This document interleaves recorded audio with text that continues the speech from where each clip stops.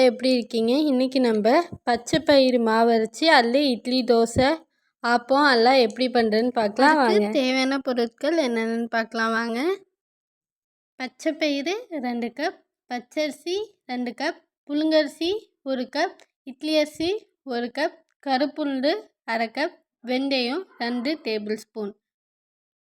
Okay, வாங்க நம்ம start பண்ணலாம். ஒரு பவுல் எடுத்துக்கோங்க. அதில் 2 கப் பச்சை பயிறு ஆட் பண்ணிக்கோங்க. தலை தட்டாமல் ஆட் பண்ணிக்கோங்க.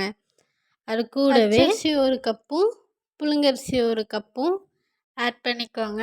அதுவும் தலை தட்டாமல் ஆட் பண்ணிக்கோங்க. அடுத்து இட்லி அரிசியும் 1 கப் தலை தட்டாமல் ஆட் பண்ணிக்கோங்க.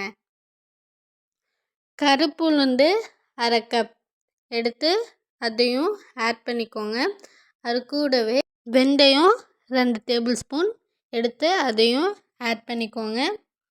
கொஞ்சமாக ஆட் பண்ணால் போதும். இதெல்லாம் ஆட் பண்ணிவிட்டு தண்ணி ஊற்றி ஊற வச்சுருங்க. 8 மணி நேரம் கரெக்டாக ஊறணும். நீங்கள் ஊற வைக்கிறதுக்கு முன்னாடியே ஒரு 5-6 தடவை கழுவணும். ஸோ அதை கழுவிக்கோங்க.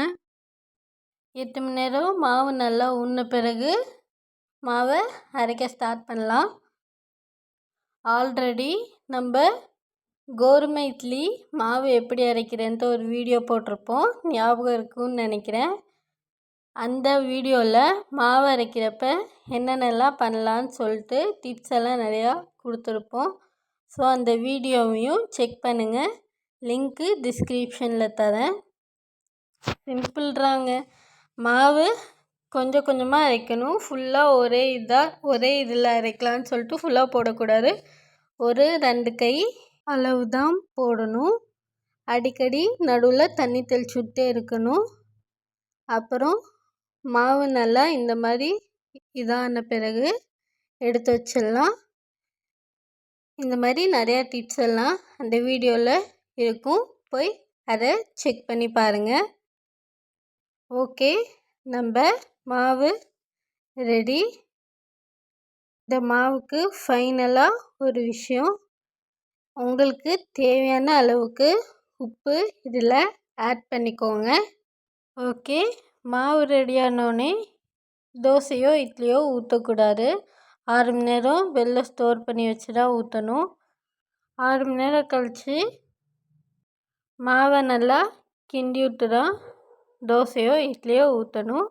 இந்த மாவில் நீங்கள் தோசை, இட்லி, ஆப்பம் எல்லாமே பண்ணலாம். இப்போது நம்ம வேணால் இட்லி, தோசை, ஆப்பம்லாம் சுட்டு பார்க்கலாம் வாங்க.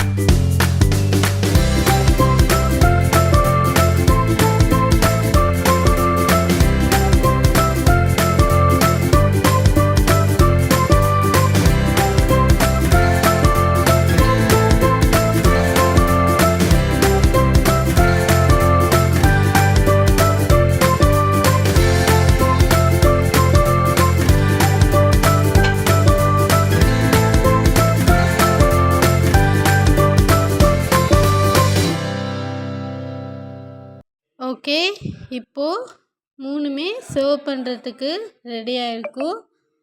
ஸோ டேஸ்ட் பண்ணி பார்த்துட்டு எப்படி இருந்துச்சுன்னு கமெண்ட்டில் சொல்லுங்கள். ஓகே, தேங்க்யூ, பாய். லைக் பண்ணுங்க, ஷேர் பண்ணுங்க, கமெண்ட் பண்ணுங்க, மறக்காம சப்ஸ்கிரைப் பண்ணுங்க. பாய், டாட்டா.